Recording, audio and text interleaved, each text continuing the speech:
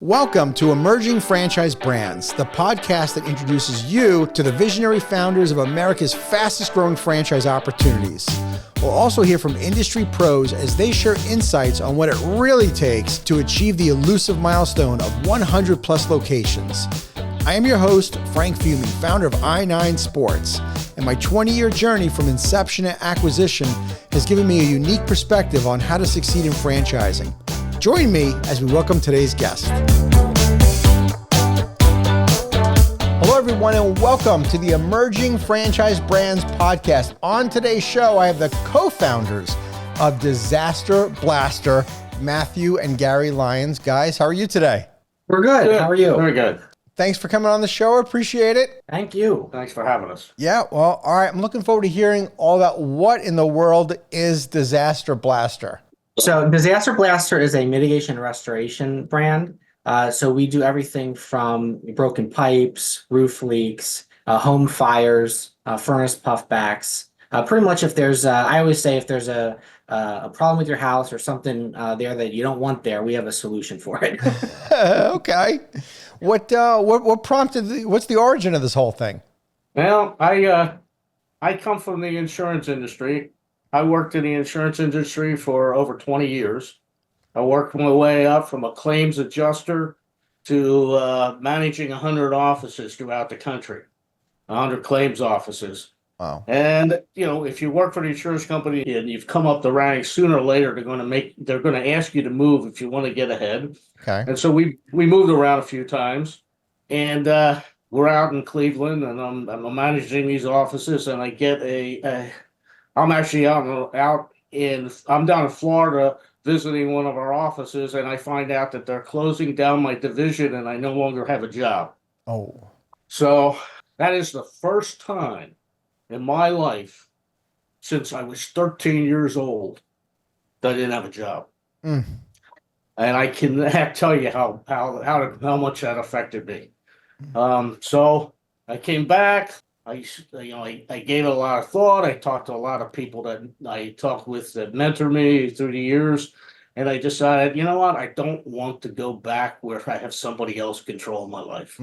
Just can't do it for two reasons. One, I didn't want to see this ever happen again, and secondly, I wanted to create my own future, and I didn't want to move around the country again. And every job I was looking for after I got laid off was I'd have to move to New York City or Jacksonville, Florida, or they were great jobs, but they required me to move again. I had young kids. They were getting to the age where they were going to be starting school. I didn't want to be pulling them out of school and doing those kinds of things. Sure. So talked with my wife. We decided we'll never have a chance or a time like this again. So we actually purchased another franchise. Okay. That was in the restoration business. And we built that up to over a course of about 9 years. We built that up to 3 franchises that we were operating. But we wanted to go in a different direction. There were services that we felt we wanted to offer. We weren't getting the support that we thought we should. And so we decided to go out on our own, and we formed Disaster Blaster in 2006, and we haven't looked back. It's been great. Wow. Gary, what you experienced, so many others have been inspired by, right? To get into business, for themselves, because there's this misperception, at least for me growing up, there was this misperception that there was more risk working for myself. But that's a myth, because when you work for somebody else, you have no control. You can be fired at any time. At least you control your own destiny if you run your own business. And in your case, look, you had a great career, but in order for you to sustain the livelihood for you and your family was going to require you to relocate again and again and again. And, the kids are getting a little older now, school age. You don't want to be pulling them out. I totally get that. And I think that's the reason why not only business, but more specifically franchising is so exciting, because it gives people that opportunity to get in business for themselves, as we say, the old cliche, but not by themselves, right? I mean, I come from a family, nobody's in business for themselves. I mean, I didn't get a whole lot of support from my parents or my in-laws or anybody within the family. They all thought I was nuts. They always think we're nuts, of course. Yeah. Yeah. The part of that, Gary, and I've shared this on a prior episode, is that I think what happens is our families, they don't want to see us fail. And if they don't see your vision for themselves, they will tell you not to do it. You know what I'm saying? I think it's one of those things where, I mean, our friends, our family, they love us. They don't want to see us fail. But if they can't see that same vision that you see, then they're like, don't do it. And they come up with all the reasons why something's not going to work. Yeah, and you're right. Most people do see operating in your own business as a bigger risk than being employed. I can tell you, my wife still feels that way. There are times when she'll say, why don't you just get a job? I love what I do. I wouldn't be here if I didn't. I could retire and live pretty well right now at my age, but I stay because I like helping people. I like this business. I like the idea of what we do for people, and that's one of the reasons why we decided to open it up as a franchisor, so we could help other people live through our experience. Well, that's the beauty, I think, of what you guys are coming in now with Disaster Blaster, is that you have this franchise experience of being on the other side. You know what was really good, things that you like that you probably want to continue doing with Disaster Blaster. And there's other things where there was obviously a gap, and that was part of your motivation where you said, I think we can do this better for, ourselves, because there's either, like you said earlier, the services you want to provide, or maybe there's just parts of the service that you felt like it just wasn't cutting it. What do you think, going back to your franchise experience as franchise owners, what do you think was your secret to success in making that business work and growing to 3 locations? I didn't come from a sales background. So when I came out, my toughest thing was, am I going to be able to sell jobs and things like that? I did get a great deal of support. The fact that they're providing, that they provide you with the materials to take out with you, that was a great help. Back when we started that, the social media and that type of thing wasn't big. Right. So that wasn't really any help. The support's important. I would have been tough for me to just do it cold turkey. I think I still could have done it, but it would have taken longer and it would have been a lot tougher. Did you feel like, Gary, that you had to prove yourself because people told you that you were nuts? Oh yeah. Yeah. There's no way to motivate me better than say no to me. and I think the other part of this is too, is it gave me an opportunity to have I have a son, Matt, and I have a daughter, to get my kids involved in the business. Earlier on, my daughter was involved in the business and she chose to go a different route, and that's fine. But as a result of that, I think, at least I feel, we're much, much closer than we ever would have been if I would have been working outside the house somewhere. Sure. So let's bridge the gap here now. So I want to know how the whole idea started with Disaster Blaster, and how do we bring Matthew into this? How does this whole thing happen? So I had originally started working for the initial franchise business that my father had purchased, working out in the field doing the actual work. And over the years, I've filled essentially every role within the restoration space, from physically performing the work to managing the projects, sales and marketing, clerical. So there's not a lot that I haven't done at this point in time. I still get involved when we have a large loss or a large project that needs to be managed with a lot of moving parts, just to assist our existing project manager with that process, because I have so much experience doing so. Eventually, I actually purchased a franchise myself. So I had one and he had 2. And the more we talked about it, we were able to work and join forces on projects, periodically and pool some of our resources when need be. And it's great from a franchise standpoint to be able to kind of work with neighboring franchises on those projects and things. But we really wanted to do something together. And Disaster Blaster allowed us not only the ability to do that, but to address what we felt were needs that our customers had that we weren't meeting. So just as an example, one that I give all of the time is we do a lot of mold remediation. So, if someone has a mold problem in their attic or their basement, we'll address that. And that's a common service within the industry. But most companies will address the mold problem and then they're done, they leave. And a year from now, the property owner has a mold problem again. We don't stop with addressing the mold issue. We offer through our a long list of basement waterproofing services and humidity control services, we're able to actually solve the underlying moisture problem. So hopefully they won't need us again. And that allows us to provide a much better value to our customers. And through the franchise business as well, our franchisees are able to sell 2 projects to that customer instead of 1. Do you feel, Matthew, so the previous business that you guys were franchisees was it more about just fixing the symptoms then, as opposed to with Disaster Blaster, you're trying to get to the source of it in addition to? Is that where the difference really is? Yeah, most of the restoration brands, if you do look at them, offer 3 to 4 services. Water mitigation, fire and smoke damage cleanup, repair services, mold remediation, things like that. They're not actually addressing the underlying cause of those problems. Right. We currently have 13 services that are available through Disaster Blaster, and we're constantly looking at other opportunities and other ways to improve our service offering and the value that we're able to provide our customers. So that's really the biggest difference with us. We're always focused on how we can be better.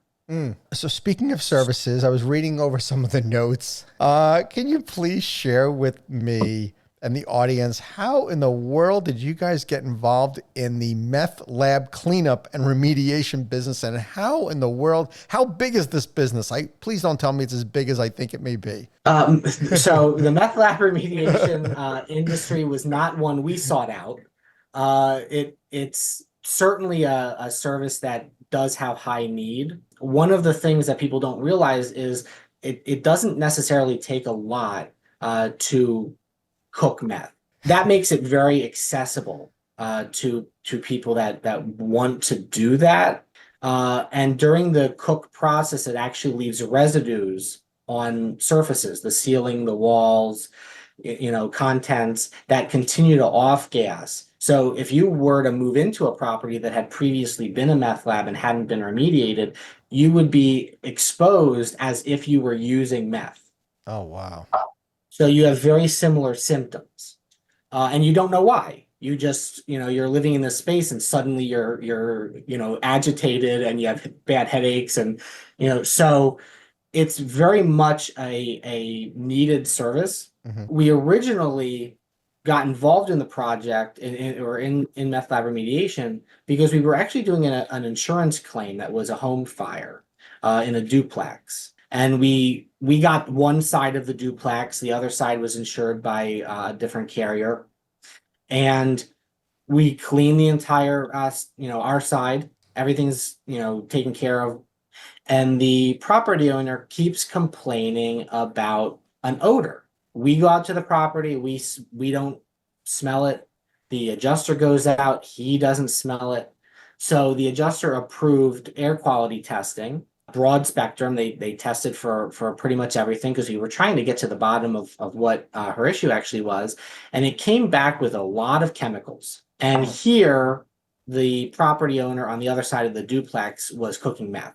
So that's how we kind of initially became aware of this issue. And over the years since, we developed meth lab remediation services and were able to assist with those sorts of needs. Wow. Well, I don't think we anticipate it being the biggest part of the business though, right? It is not, and I'm thankful to say that. What is the most popular service that would you say by far that you guys are providing? Either the water damage mitigation or the mold remediation. However, we do a lot of radon mitigation. We do a lot of asbestos abatement, and we do a lot of basement waterproofing. And of course, Gary, being in the insurance business before you even got involved in the franchise, you saw how much disasters, how frequent they happen. And we know that regardless of the economy, there's going to be a disaster that's going to need to be remediated. Absolutely. I mean, it's almost a no-brainer. Mhm. People don't have a choice. We also do a lot of work. Everybody thinks that, of the insurance company. We also do a lot of work for realtors. I mean, somebody puts their home up on the market. In today's world, you're going to have a home inspector coming out, probably going to look at it. It's Absolutely. just the way it is. And if you're trying to hide the mold or the water damage and or the asbestos pipe wrap, it's coming out in the open now. Yeah. And so if you want to sell a house, you're going to have to remediate it. And we help realtors out with that all the time.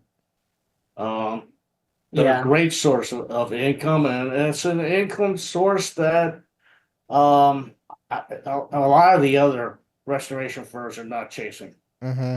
Yeah, I always say when the home inspector finds a problem, we have the solutions. With our service offering, there's not a lot that we can't assist with.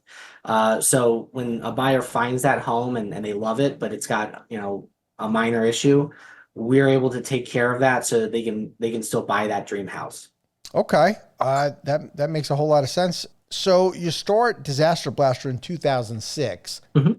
Now you had the franchise experience. When did franchising enter the picture for you as a possibility? Because here we are in 2024 and we're just starting out franchising. So tell me what led over that, the course of 18 years that has led you to franchising the company. We've talked about it for years. Yeah. I wanted to expand the business. We are, I mean, because of where our home office is located, there's limited population. I mean, it's a city, but it's a very small city. So the best way to actually grow this would have been to open another location somewhere. And we were quite frankly looking at places that were near here, like Allentown, Pennsylvania, or something like that. And then we both, unbeknownst to each other, we both started researching franchising. And then the one day, I kid you not, the one day he says, "You ever think about franchising?" And I said, "Sure, I got all my research right here." Oh my gosh. That's great. So, and that's what started it, just a few years ago. Yeah, we looked at it from the standpoint as prior franchisees. We really wanted to tackle it in a different way. We really wanted to build something that was franchisee friendly, Mm-hmm. that provided the level of support that we wish we'd had, that was constantly future focused. We always felt that the strength in franchising is that you're able to build on what the franchisor is structuring and building out for you. When they stop building things out for you, you have less added value as the years go on. So over the last 18 years, we've consistently added additional services. We have 2 services now that we're working on developing. We're not going to be standing still. And our goal is going to be to continue to increase that value to our franchisees for years to come. In fact, I actually broke it down recently, and in order to get all of the services that you get with a Disaster Blaster franchise, you would have to buy 8 other franchise systems. Wow. How big is how big is a franchise territory? 200 to 300,000 in population.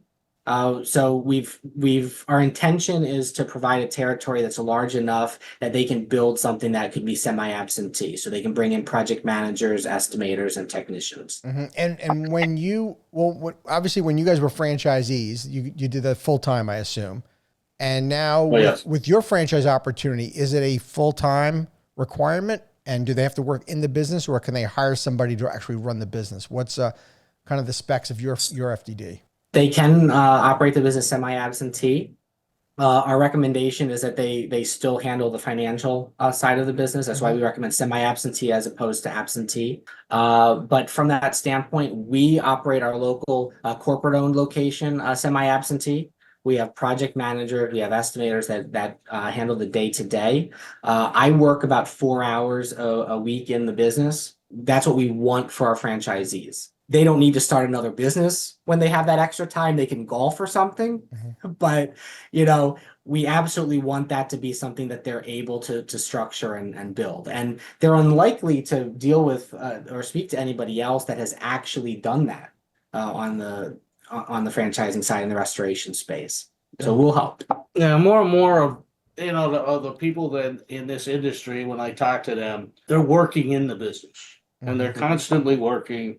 If I have to have a business and I have to come in every day, and I have to worry about when I can take a week off or when I can do this or that, or when my kids were little, I had to worry about whether I could go to a softball game or something like that.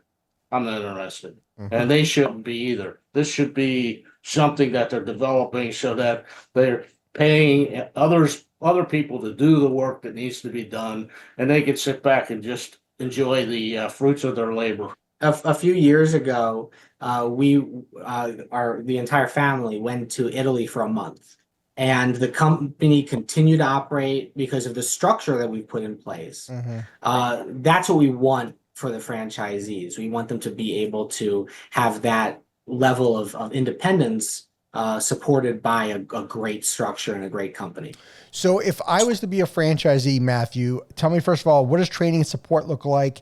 And then I want you to go to who do I need to hire then in order for me to have that lifestyle? So the training and support, we start them off with some industry certification training in the water mitigation services and fire and smoke damage restoration. Once they've completed that training, which they can complete via webinar or in person, they then come to Scranton, Pennsylvania, home of the office. And here we take them through everything from project management, project planning, to sales and marketing, how our different services fit together, the operational component of the business, how we kind of have tailored our approach to different market segments, as well as the organizational growth of the business. So in order for them to, as they scale towards semi-absentee ownership, they will add production technicians, which are actually the technicians actually perform the physical work. They'll add estimators that are able to perform the estimates and the billings and perform the sales function for the projects, and a project manager that will actually manage the completion of the projects. So it structures very, very well as the franchisee can add the roles that they feel less confident in. Are the people I'm bringing on subcontractors or generally employees? It'll be both. A lot of the interior work we do complete in-house. Work like roofing, electrical, plumbing, things of that nature.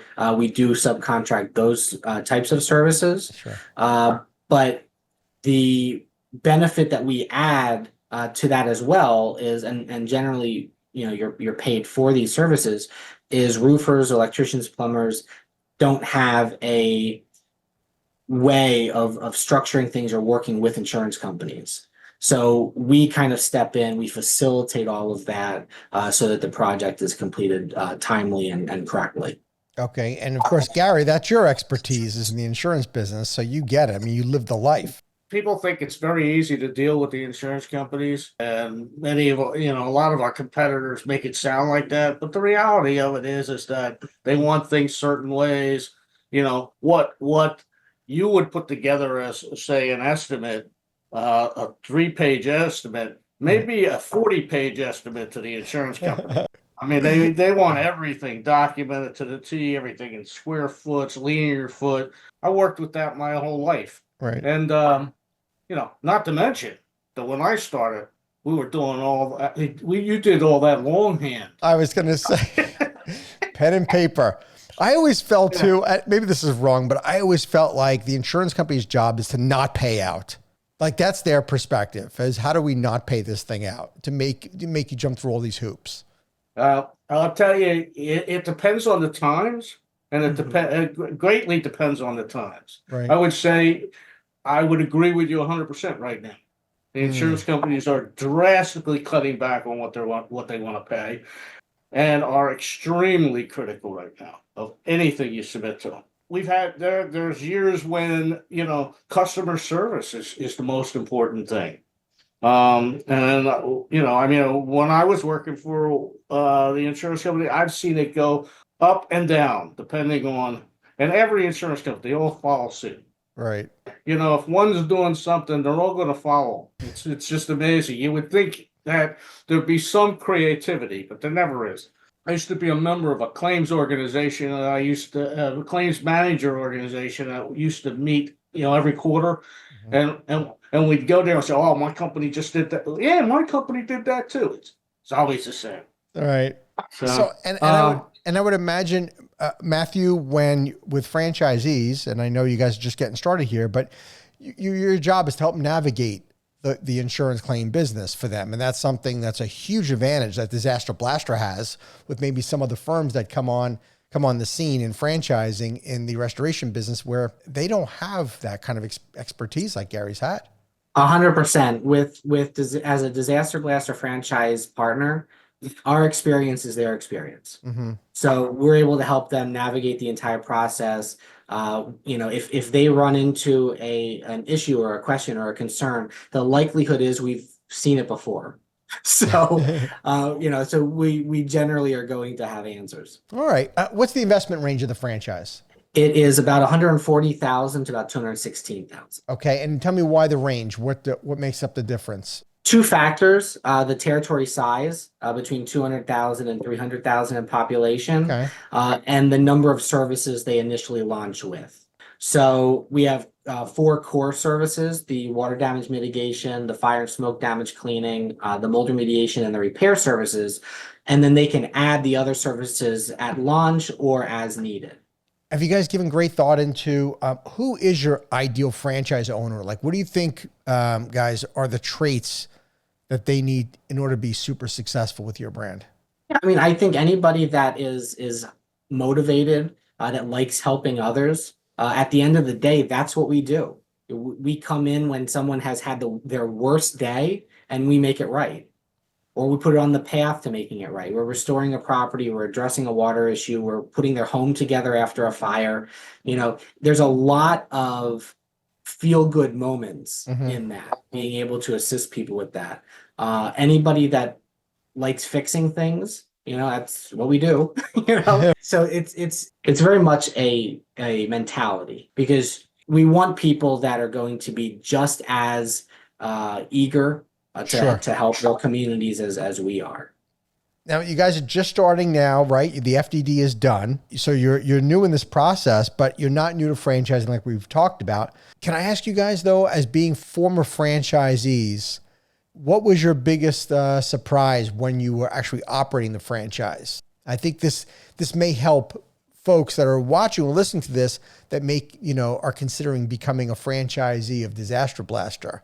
Just so maybe you're setting some expectation for them. I won't say that it was a lot of work to get it up and running, because I think anybody that's getting into franchising should already realize that. Right. Surprise.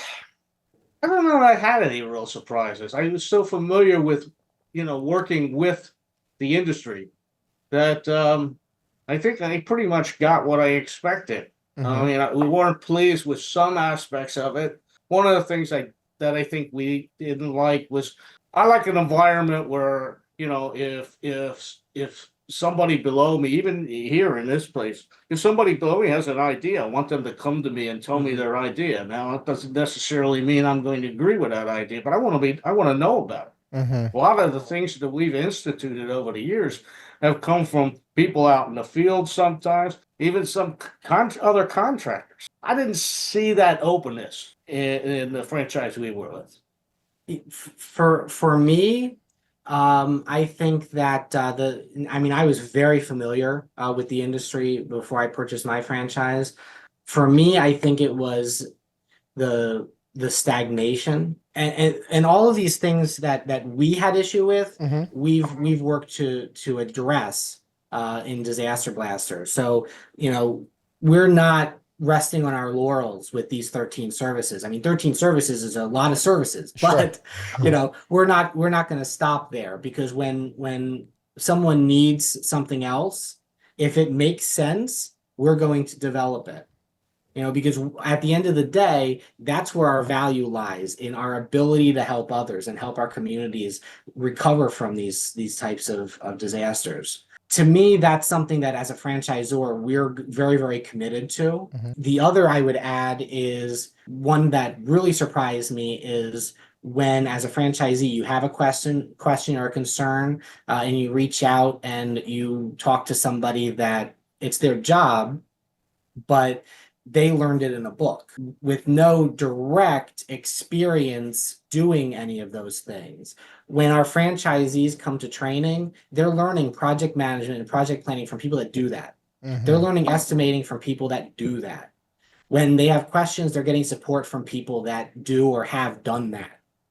So that's one thing that even as we grow over the years, we're going to be very, very focused on, because you need that experience to be able to answer those questions. Yeah, you've already earned the respect, and I think the franchisees relate to the folks differently when they've actually done what they're preaching. It's just it just hits different. Yeah, absolutely. Yeah. What's the long-term vision for the company, guys? Grow. Go. Our intention is to continue to expand through franchising. We'll continue to operate our corporate location, of course, add more services and grow our offering. Yeah. So we work on that every day. We have other services up here in our head that Okay. we're thinking about all the time. Won't say what they are, but I mean that we're often contacting one another. Hey, how about this one? And I think a lot of people don't realize this, but these other one of the benefits to having these other services is it beats that seasonality of this industry. Many of our competitors, are especially the ones up in the Northeast and in the colder climates, their winters are very busy, but then summer comes and I know when I had the other franchise in the summer, I sat by the pool. I had the phone on the thing beside the pool, and I sat by the pool and I waited because there was nothing out there. And that's great when it's what you want to do. Yeah. And you've got people in place that are doing the work while you're sitting by the pool. Sure. It's not so much when you're when you're hoping that phone's gonna ring. So we've our service offering, because of what we do provide, we don't have the seasonality issue. So we haven't had a slow month in years and years. So Wow. it's a big benefit, I think, to our brand. What's the growth strategy for you guys? Are you looking to grow regionally for the foreseeable future, or is this open nationwide? Where exactly are you guys looking to expand now? Currently, we're seeking franchisees across 33 states. I will fly to support a franchisee wherever they'd like to open in those areas. Predominantly, we are focused on Pennsylvania, specifically the Philadelphia, Pittsburgh, Allentown areas, New Jersey, Florida, Texas, and New York. Okay. I'm always curious on the answer to this question. Is this a legacy business for you guys? Gary, we doing this for life, or do you see you guys have an exit strategy? I don't know what else I would do. It's really, because you're asking that, and my wife asks me that all the time. What's the plan here? I don't think I'm ever retiring. I think, I'm one of these guys going, they're going to come in and I'll be laying on my desk and be over. It's just, I enjoy what I do. I cannot picture not coming to work in the morning. My father and my father-in-law both, they had, they worked for they were employees. They couldn't wait to retire. They retired. They sat and watched soaps and sports shows on TV all day long, and they both died young. Yeah. I've outlived both of them already. So there's something to be said about purpose. Yeah, and being active. Yeah, being active for sure. And I don't want to have to get to the point where I have to exercise to stay in shape. I'm I stay in shape. You Right, know? right. Yeah, I think retirement's overrated, but that's just my opinion. I tried it. Yeah. It sucked. Let's talk about, we're bringing franchisees in, the due diligence advice. I know you guys are really, really careful about who is going to become part of your brand. Is there any specific advice, Matthew, that you give folks when they're looking at the brand that you want them to do when they're doing their research? I certainly want them to be informed, specifically about our industry as a whole. Mm-hmm. There are certainly pitfalls in the restoration space. You're dealing with insurance companies. If you rely too heavily on insurance claims, it can really squeeze cash flow. So our model, because we're able to focus on so many market segments, we're able to better bridge that and manage that. So when I'm talking to candidates and I'm kind of taking them through the process, first and foremost, I really do want them to understand what the market and what the industry looks like and why these other market segments are as important as they are, because it's not something that you want to overlook or forget. I think in general, our industry has overvalues the insurance book of business.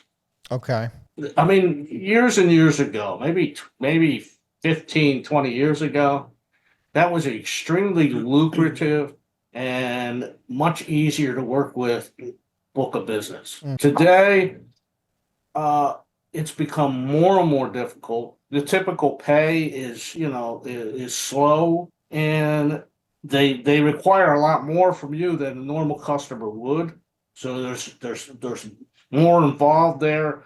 To be honest with you, I find that we make more money. We do better with less headaches dealing with just right with the customers. Yeah, and our experience, we're able to help our franchisees learn how to jump through those hoops and how to navigate that process with claims. Our process working with insurance companies is relatively speedy comparatively, because we've honed that over many years. But if they were trying to go their own way with that, it's really easy to kind of fall into those little pitfalls. So that's why we're here. Okay. This has been great, guys. If someone was interested in learning more about the franchise opportunity, where can they get more info? They can go to disasterblasterfranchise.com or give us a call at 302-242-1042. All right. Awesome. All right, guys. Well, I know you've watched the podcast before, so you know what's coming here at the end. I always finish every show with the franchise tip jar because the franchise community is so generous. You guys might be new as franchisors, but you're not new in the franchise industry. So I asked for, give me a piece of advice. If I was looking to franchise my concept, what would be a piece of advice that you'd give me before I go ahead and franchise? What do you guys think? I've been thinking about this, and there's so much we've learned over the last year or so. I would say, quite honestly, the success in franchising is supporting your franchisees. There's no point in franchising your business if you don't have an intention to do that. So right from the beginning, you've got to structure everything around how you're going to support them and what you're going to be doing for them, because you're now providing a service to them. That's great advice. Great advice. Gary? You got to be open to learn. I mean, and you got to be open to criticism, because we started out in this venture, having been a franchise and then running this business and then becoming a franchisor.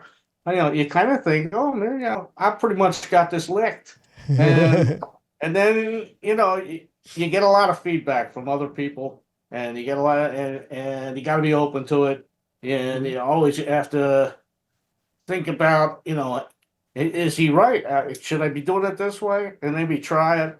Take criticism with lightly, and then take it seriously. Beautiful. Well, franchise support and being open-minded, being flexible, not being able to take criticism well. I think those are two great pieces of advice, guys.